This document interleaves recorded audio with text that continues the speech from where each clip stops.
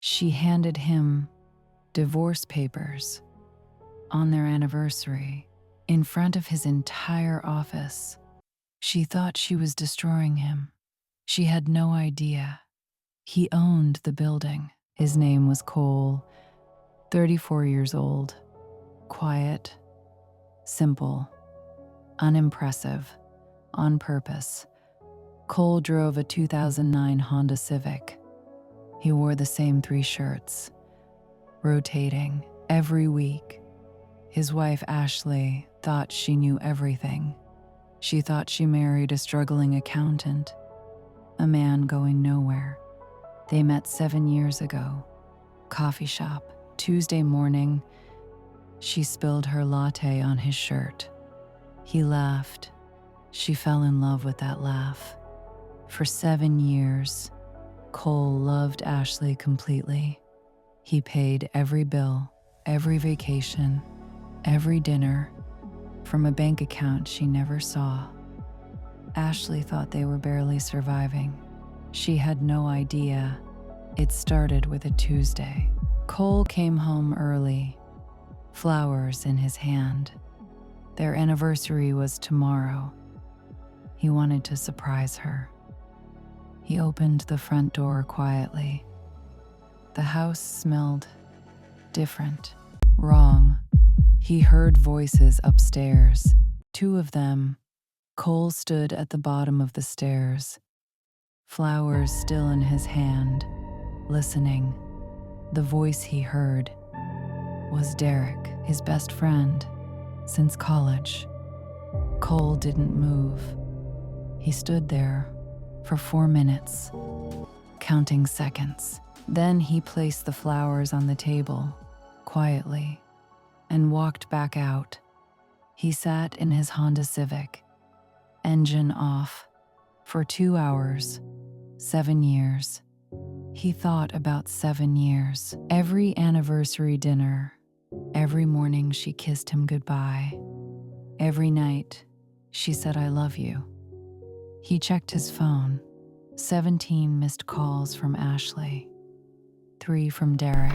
Cole turned his phone face down and drove away. Here is what Ashley did not know. Cole was not an accountant. Cole was the founder and CEO of Meridian Capital Group, a private investment firm. $340 million in assets. Cole had chosen this life deliberately. He watched his father lose everything to a woman who loved his money. So Cole hid everything: the cars, the accounts, the power, everything. He wanted to be loved for him, not for what he had. Cole checked into a hotel that night, room 412. He remembered because he stared at that number for a long time.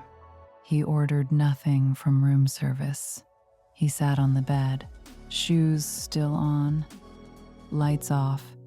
In 7 years, Cole had never once doubted Ashley. He remembered the day he almost told her about the company, about everything. They were in Italy, Amalfi Coast. She was laughing at something stupid, and he thought, "This woman is my home." He never told her. Now he was glad. The next morning, Cole called one person, his attorney, Nathan Cross. Nathan had been Cole's lawyer for 9 years. He knew everything, every account, every asset, every plan. Cole said 4 words: "Start the asset protection." Nathan asked no questions. He had been waiting for this call for years. Meanwhile, Ashley was panicking. Cole had not come home. He was not answering. She called Derek. Derek said stay calm. He said Cole probably just needed air. Derek was wrong. Cole spent 3 days in that hotel, thinking, planning. not crying. He had already cried in the car. That was enough. On day 3, his phone rang. Unknown number. He answered. The voice on the other end said, "Mr. Cole, my name is Rachel Hayes. I think you need to hear something." Rachel was Ashley's best friend, had been since college, and Rachel had been carrying a secret for 2 years. Ashley and Derek, this was not new. This had been going on since their 5th anniversary trip. Cole said nothing for 30 seconds. Rachel waited. Then Cole said, "Thank you, Rachel. I need one more thing from you." Cole asked Rachel to meet him. Small cafe. Neutral ground. Rachel showed up with her phone. Screenshots. Text messages. 2 years of them. Cole read every single one. It took 40 minutes. Rachel watched his face the entire time. He never looked up. The messages were detailed. Ashley called Derek her real life.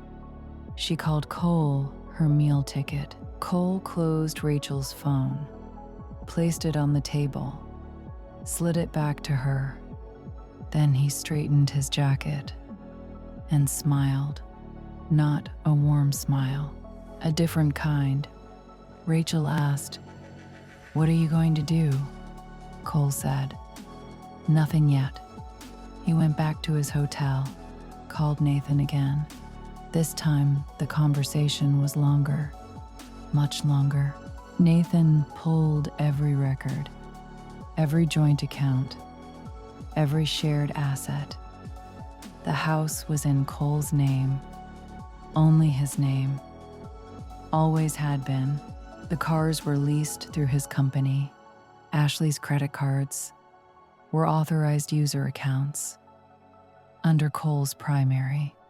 Everything Ashley thought she owned was Cole's. But that night, alone in room 412, Cole broke, not from anger, from grief.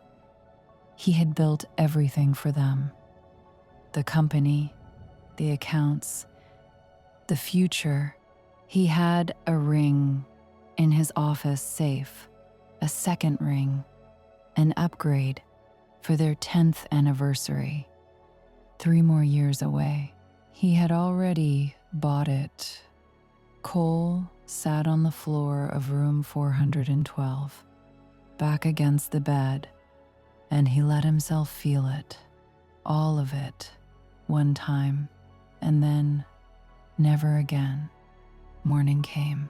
Cole showered, dressed, called his driver, not the Honda Civic, his real driver, a black Mercedes S-Class, pulled up to the hotel at 7 a.m.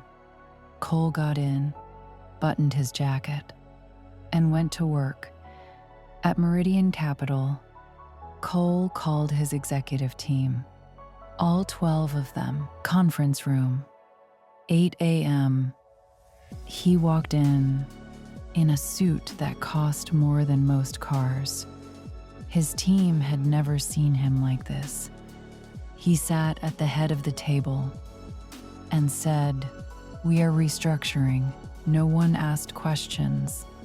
They had learned. When Cole spoke like that, you listened. Meanwhile, Ashley had hired an attorney, divorce attorney, the most aggressive one in the city. Margaret told Ashley, "You will get half of everything." Ashley smiled. She told Derek that night, over dinner, at a restaurant Cole used to take her. Derek raised his glass. They toasted to their future. Half of nothing is nothing. Nathan filed the divorce papers first. Before Ashley's attorney could move, Cole had already separated every asset. 90 days before, legally, cleanly, perfectly. The house, Cole's name only, the investment accounts transferred to Meridian Capital Holdings, a separate entity. Ashley's attorney found one joint checking account, $1,200. Ashley demanded a meeting with Cole, face to face. Cole agreed. He chose the location: Meridian Capital Group, his building, his lobby, his terms. Ashley arrived with her attorney and Derek. She walked into the lobby and stopped. The receptionist said, "Mrs. Cole, Mr. Cole is expecting you. Please take the executive elevator to the penthouse floor." Ashley looked at the lobby, the artwork on the walls, the name above the entrance: Meridian Capital Group, founded by Cole Harrison. Her husband's full name, Cole, stood at the window, penthouse floor, looking at the city. When they walked in, he didn't turn around immediately. He let them stand. He let them look at the office, at the view, at everything they didn't know existed. Then he turned and faced them. Ashley's mouth was open. Derek had gone pale. Cole said, "Welcome to my office." Cole sat down. He slid a folder across the table. Nathan sat beside him, calm, prepared. Ashley's attorney opened the folder.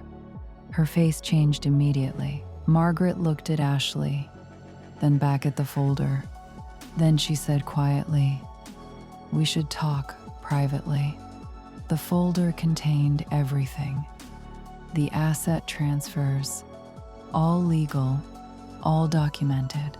The joint account, $1,200. The prenuptial agreement, signed on their wedding day. Ashley had forgotten. She had signed it 7 years ago. Without reading carefully, the prenup had one specific clause: infidelity clause. If either party was unfaithful, the faithful party received 100%. Nathan placed Rachel's evidence on the table: the screenshots, the text messages, 2 years of them. Ashley looked at the evidence. Then she looked at Cole. Cole said nothing. He didn't need to. Derek stood up. He tried to speak. Cole looked at him once. Just once. Derek sat back down. The divorce was finalized in 6 weeks. Ashley received the $1,200 and her personal belongings. The house was sold. Cole kept the proceeds. Ashley moved into Derek's apartment, a studio, in a part of town she never visited before. Derek lost his job 2 weeks later. His employer was a Meridian Capital portfolio company. Cole did nothing directly. He simply restructured. 6 months later, Cole sold his Honda Civic. He didn't need it anymore. He moved into a penthouse, downtown, glass walls, city view, the ring, the anniversary upgrade. He kept it in his desk drawer, not as pain. As a reminder, Rachel called him once. 6 months later, she asked how he was doing. Cole said, "Better than I have ever been," and he meant it. Cole Harrison never pretended again. He stopped hiding. He stopped shrinking. He stopped making himself small. For someone who never deserved him, the lesson was simple. Some people will love your struggle and leave when you succeed. Others will love your success and leave when you are struggling. The rare ones love you. Cole was still looking for that person. This time, he was not hiding. Some people spend their whole lives making themselves smaller, so others feel bigger, never again. But this is only part of the story. The full video is on our channel. Link in bio and description. You need to see how this really began. This story is fictional and created for entertainment purposes only.